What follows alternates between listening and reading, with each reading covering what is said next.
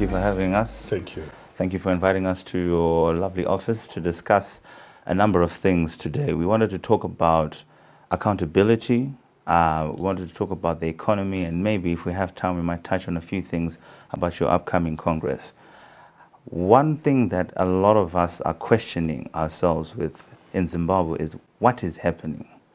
What is going on? Prices are going up, fuel has gone up, but it doesn't seem to have improved the fuel supply.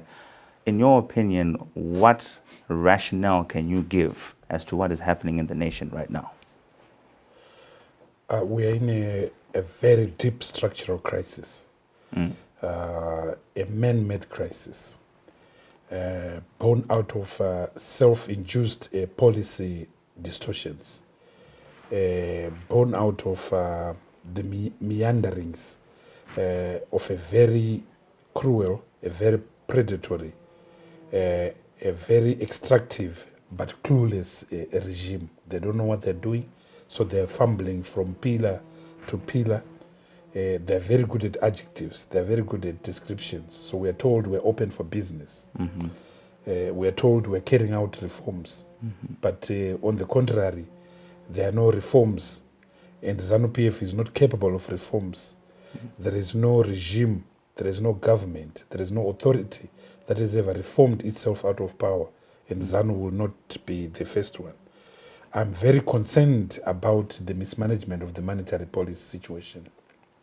They came with a monetary policy statement on the 20th of February and tried to, or pretended to liberalize the exchange rate, introduced a new currency called the RTGS dollar. But since then, you know what has happened. Prices have shot up. My calculation on inflation alone is 278%. Prof. Henk puts it at, Steve Henk puts it at 251%. It doesn't make a difference. We are in a hyperinflationary spike, and our rate of inflation is only second to that of Venezuela. And considering that we went through a similar episode of violence against people's pockets in 2007, 2008, this is not good enough. The black market rate is just shot up. I'm told it's now trading at around 1:5.2. There are massive shortages. People's salaries are eroded every single day. People's pensions have been eroded. People's savings have been eroded. And this is not good enough when you consider that Zimbabweans also lost serious value in 2007, 2008. The Justice Smith's Commission of Inquiry into Pension Funds established that the economy and pensioners lost 5.68 billion US dollars worth of pensions. Now we are in another cycle of loss and devaluation of people's wealth. It's simply not good enough. So it sounds well-versed. It sounds like you know these points very well. And for a lot of us who are always involved in these conversations at home, at church, we say these things. Now I'm asking you as as a parliamentarian, your role in that place is to hold this government accountable.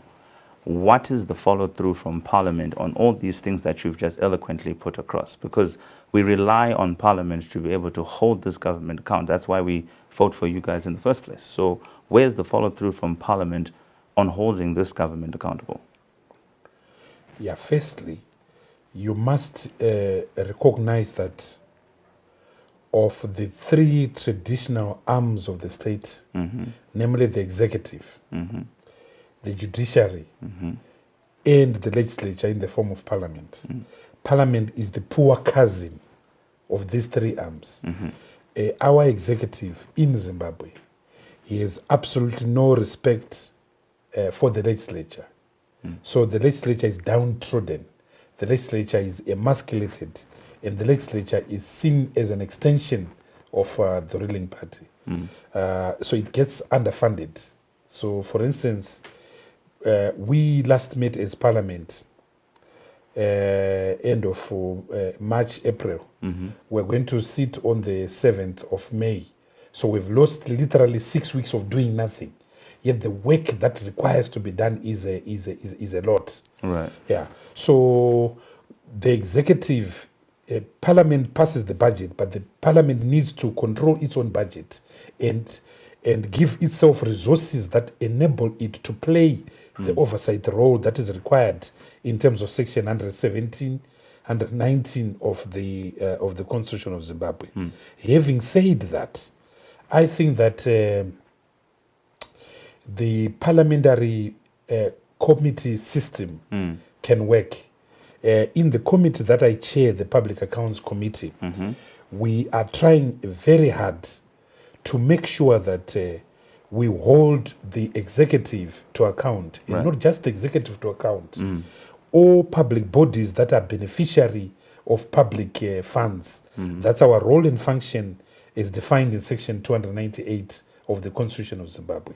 So if you see the work we have done in the last 3 months, we have brought before Parliament the Minister of Finance in the form of the Accountant General, in the form of his Permanent Secretary, Mr. George Guvamatanga. We will be presenting our first report to Parliament, hopefully in May of 2019. We have brought to Parliament the Reserve Bank or Governor. We are very unhappy with the Zimbabwe Asset Management Company. We are very unhappy with the state of indebtedness of the RBZ. It's broke. It owes over $7 billion to the economy. It has been engaging in quasi-fiscal activities. It has no right to do that. We have also targeted local authorities. We have done inquiries with regards to Kariba Town Council, Chegudi Town Council, Kadoma Town Council. We're going to go for the big guys, Harare, Bulawayo, Masvingo, Gweru, and Mutare. We are also moving to state-owned enterprises. And we've started with the Zimbabwe National Revenue Authority, ZINARA. We are in the process of carrying out our own investigations and inquiry based on the audit reports that have come out there. The road at ZINARA is shocking. But I'm quite sure that what we're going to see at ZINARA is no different from what we will possibly see at Potras and other state-owned enterprises. But there is corruption in these state-owned enterprises. But I think that what is understated is also the role of the private sector in this corruption. So in the forensic report that we're dealing with, one of the things that has come out is a company called Univen. I didn't know about this company until I started reading this report. And some of these private actors are so powerful. Ever since we started investigating Univen, all doors are now closing down on us.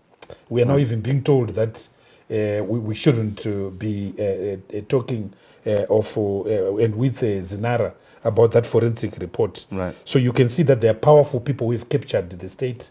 There are Guptas that have captured the state. And I, as chairperson of the Public Accounts Committee, we are going to fight those Guptas. We are going to fight state capture, and my committee will continue doing the sterling work that it is doing. I also know that there are other committees of Parliament that are doing important work. The Justice Committee, for instance, the Budget Committee chaired by Honourable Mona, the Information Committee chaired by Honourable Wende, the Agricultural Committee chaired by Honourable Wajijana. So many of these committees, the Environmental Committee chaired by Honourable Consolidation.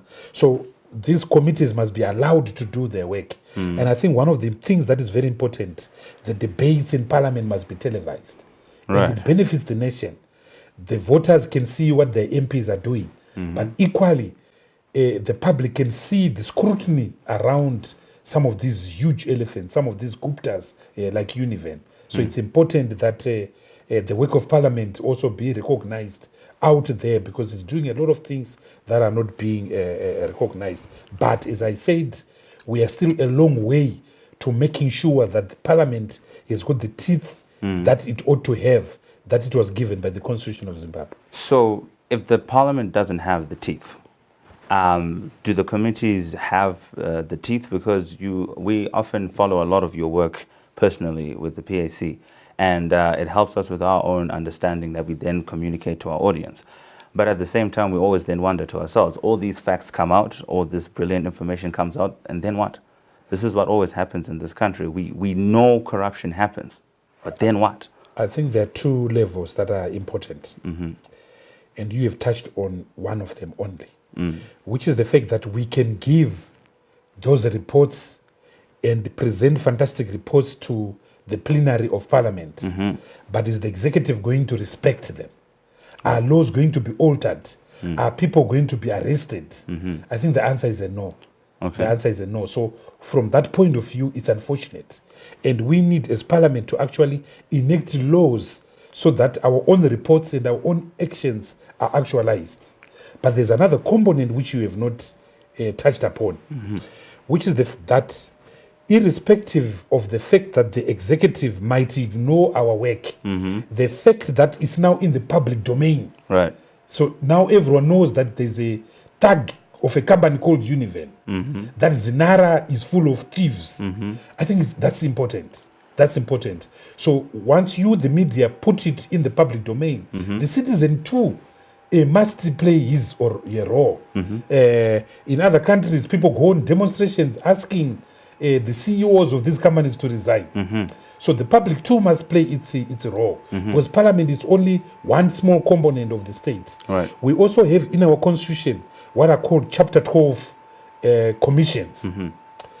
So commissions such as the Anti-Corruption Commission, commissions such as the Human Rights Commission, the Gender Commission, the Media Commission, should also build on the work that we are doing to help Zimbabwe. Other agencies of the state, why can't the police, for instance, act on the reports for they know, for instance, that the shenanigans are happening Right. at Nara and other bodies? Why can't the Zimbabwe Republic Police move? So I think the point I'm making is that as Parliament, one of our key roles is just to expose. Right. And to give the information, because we are in a privileged position. We can call anyone. So once we call anyone, the public must be aware. And there are different parts of the public. There are different forums, there are different spaces.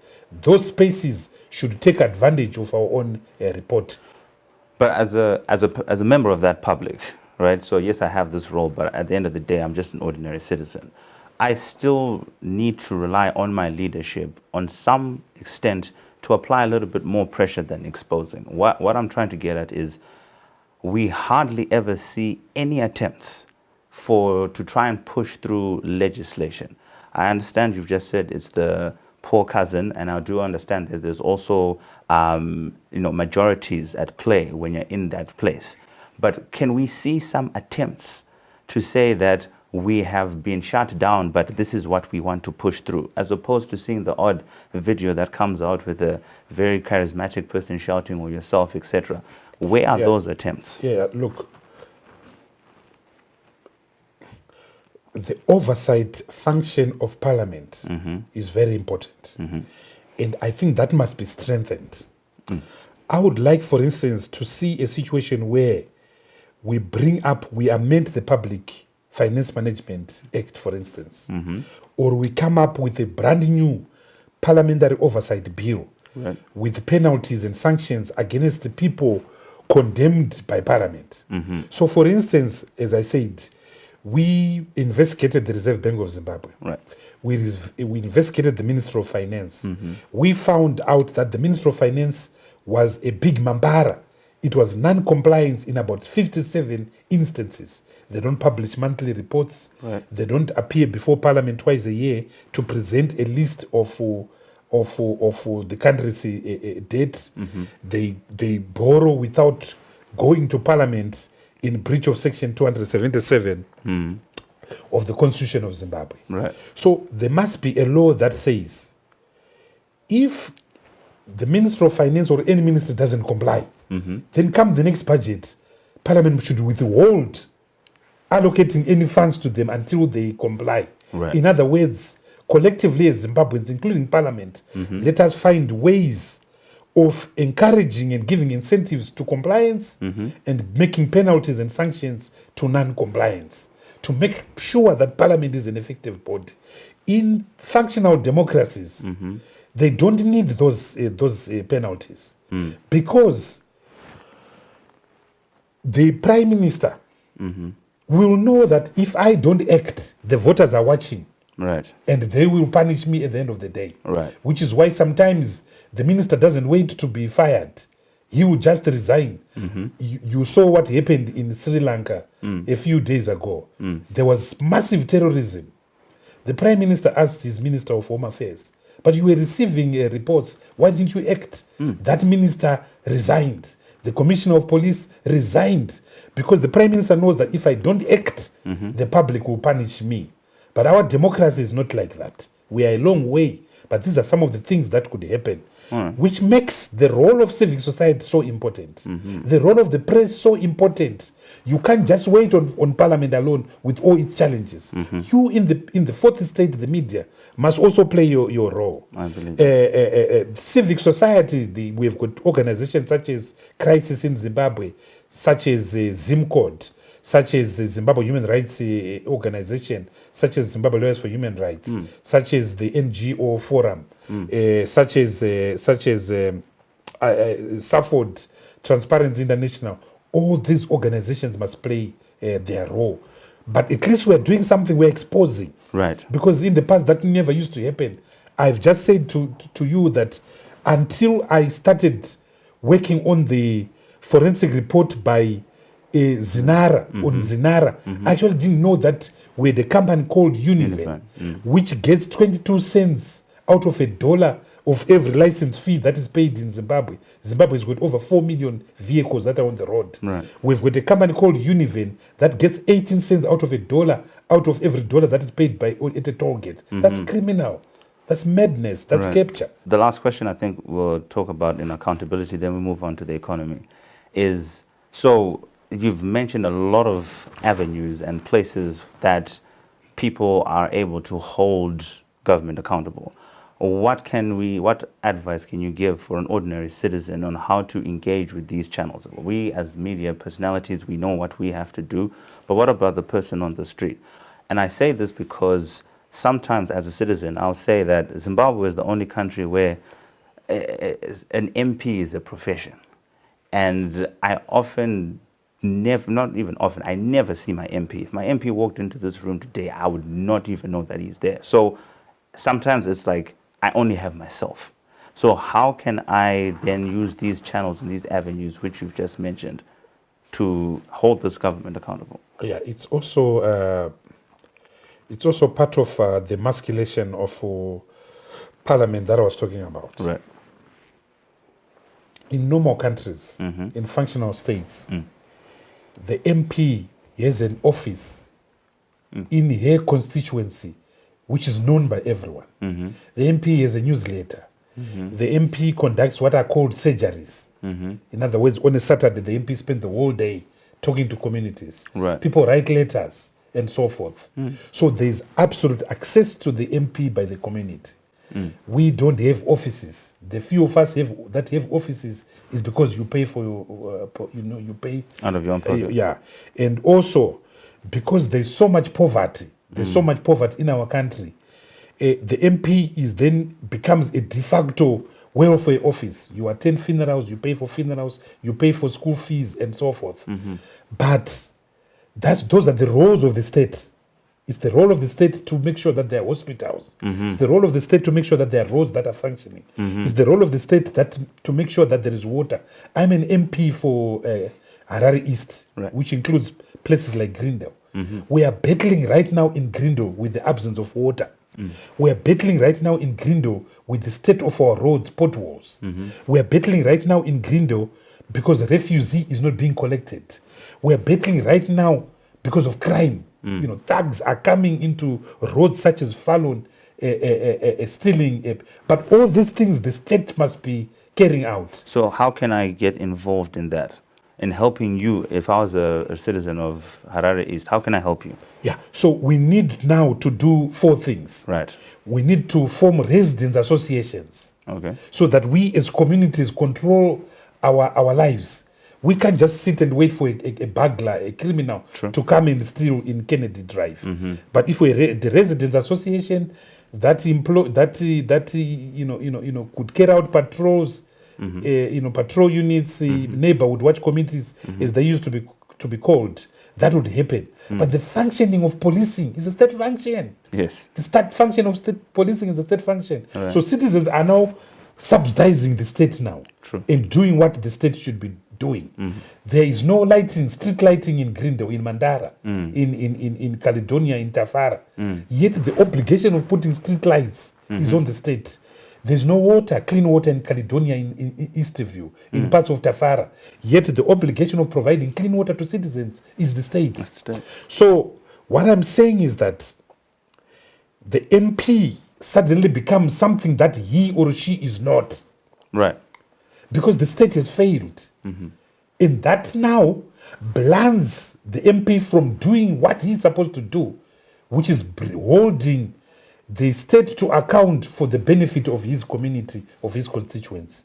So it's a very unfortunate circumstances arising out of state failure, arising out of a government that has failed to provide the basic obligations on its citizens, the right to employment, the right to shelter, the right to housing, and the right to food, and the right to a clean environment codified in Section 73 of the Zimbabwean Constitution. So what were the other three things? You mentioned one, you said a residents association. Residents associations. One. Number two, I think that communities should improve interaction with their MP. Right. We should have town hall meetings and so forth. Number three, we should, as communities, hold the government to account. Right. So there's no reason why residents of Highfield, residents of Grindel, why we shouldn't petition the Minister of Infrastructure, Joe Mutizwa, to say, Joe Mutizwa, we want, sorry, Joe Bigimatiza, to say we want the road from Pangula to be tarred, the road at Athlone to be tarred. There's no reason why we shouldn't do that. So we should put pressure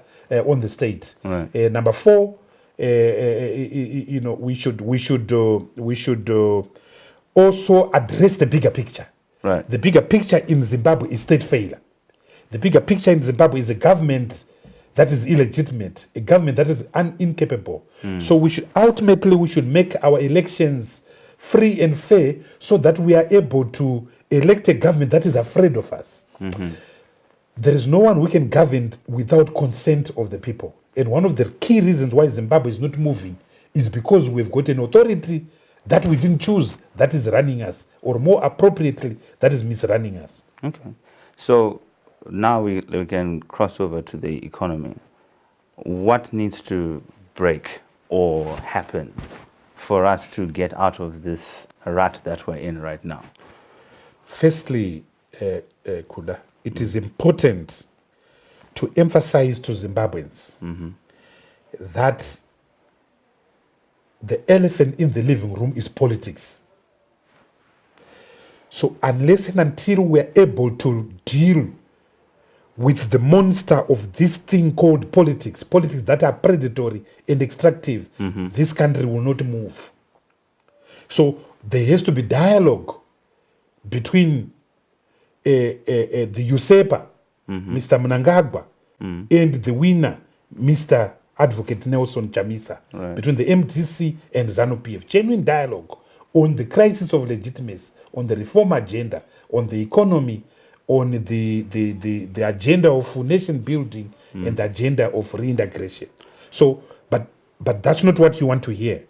I will now speak purely now on economics. Okay. But as I said, unless you deal with politics, we are not moving forward. But because you snuck that in, I have to then ask you this follow-up question. When the dialogue was proposed by the president, Advocate Chamisa did not go to the breakfast. When a secondary meeting came up, the advocate showed up, but the president didn't. What is going on between our leaders in terms of coming to the table to talk to us? Because we do understand as a nation dialogue is important, but you're not dialoguing. Kuda, you don't steal my goats. 30 of them.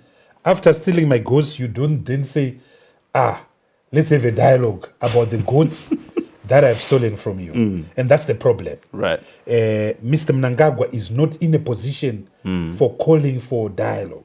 Genuine dialogue in Zimbabwe needs to be underwritten by SADC or the African Union or the UN. Right. There has to be a neutral referee.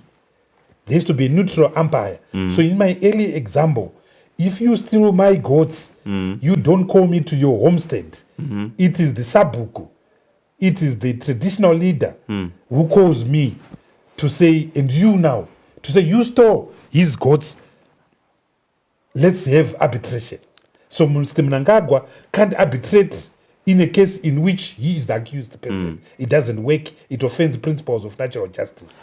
So genuine dialogue in Zimbabwe must be overseen and underwritten by the international community, in particular the SADC and the African Union. Secondly, there must be a mutually agreed facilitator by both parties. Right. In the past, we had President Mbeki.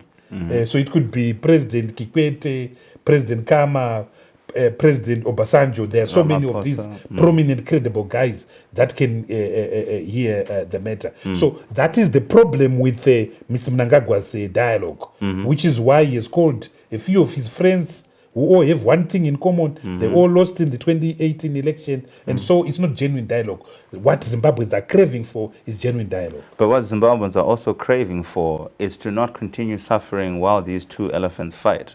What is going to be the case if you guys are always going to be fighting and we never see this dialogue? We can't reinvent the wheel.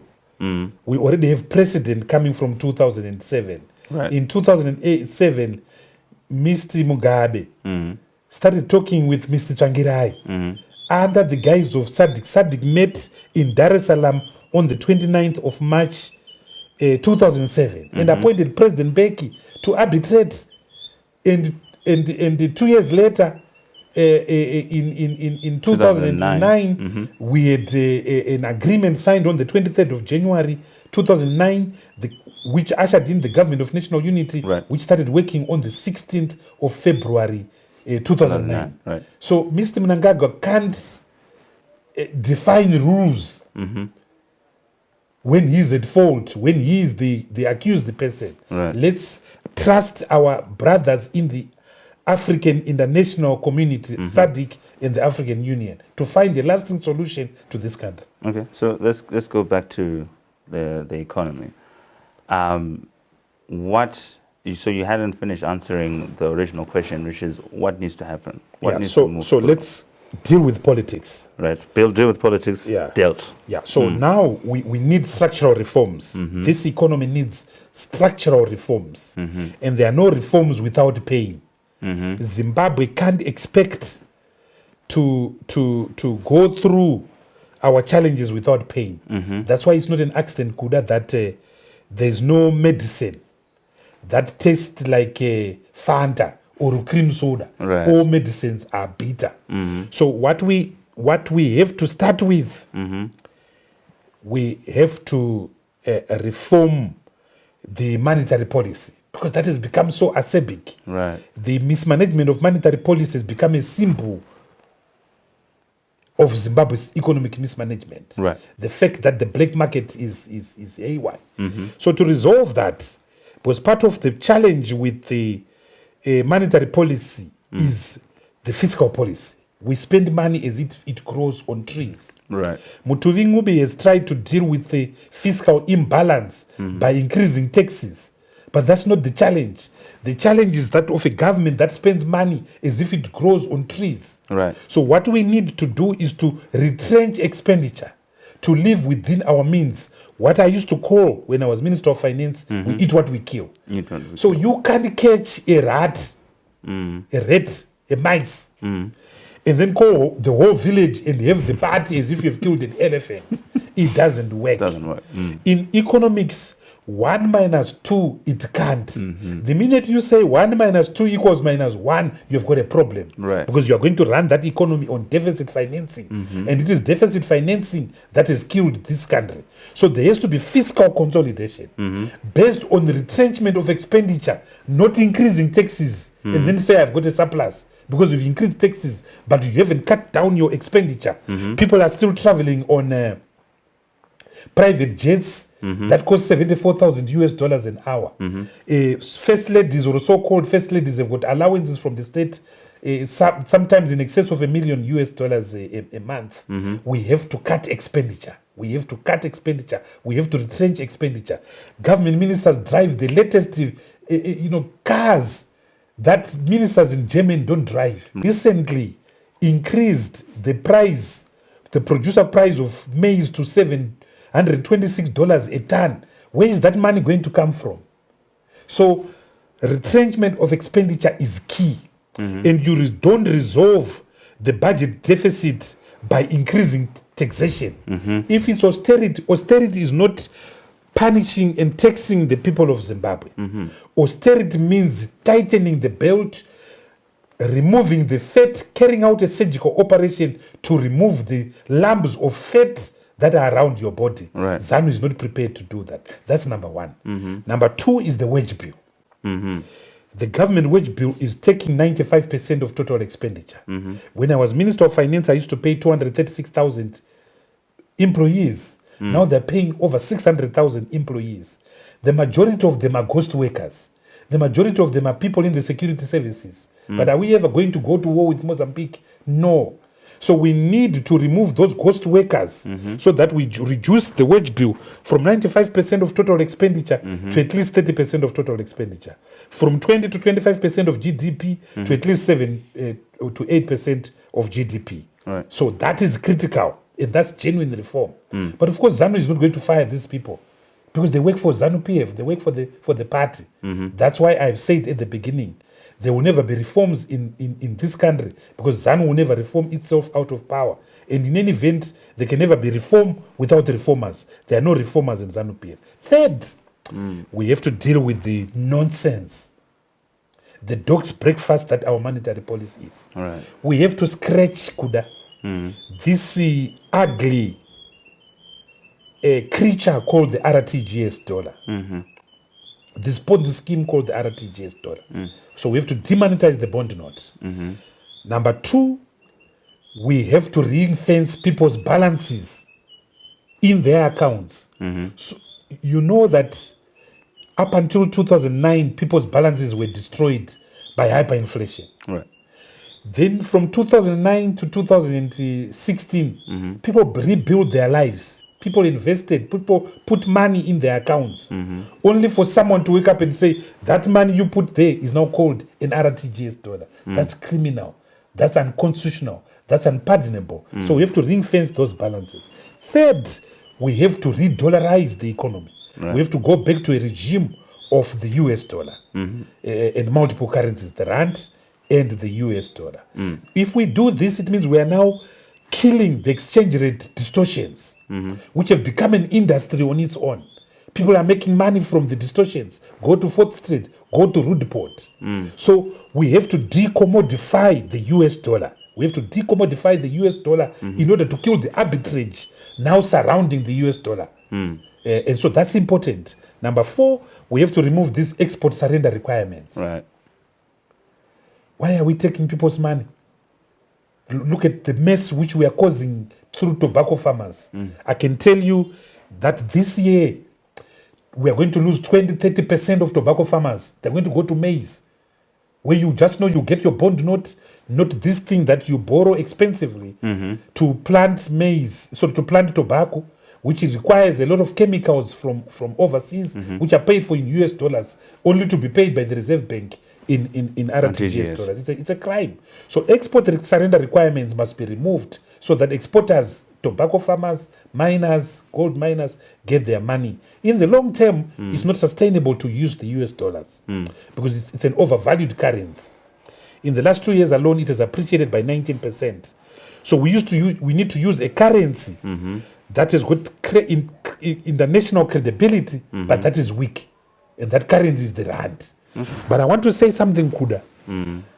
Even if the ZANU-PF government were to introduce the rand tomorrow, by the end of the year, there will be distortions. Right.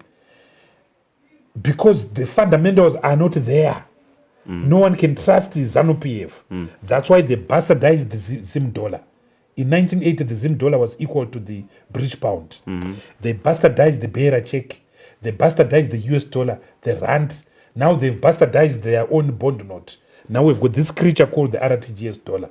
So yes, I'm pushing for the introduction of the rand, but under the right circumstances. And ZANU is not the right circumstance. That's important. Number four, we need to deal with the debt question. It looks like we have run out of time, but in conclusion, I had just wanted to ask you, okay, As a Zimbabwean citizen, what hope can you give me that I can still invest my future, my hopes, my feelings in this place? Because right now, as we speak, the passport office has run out of paper because people are choosing to leave than to fight this fight. I don't blame young people.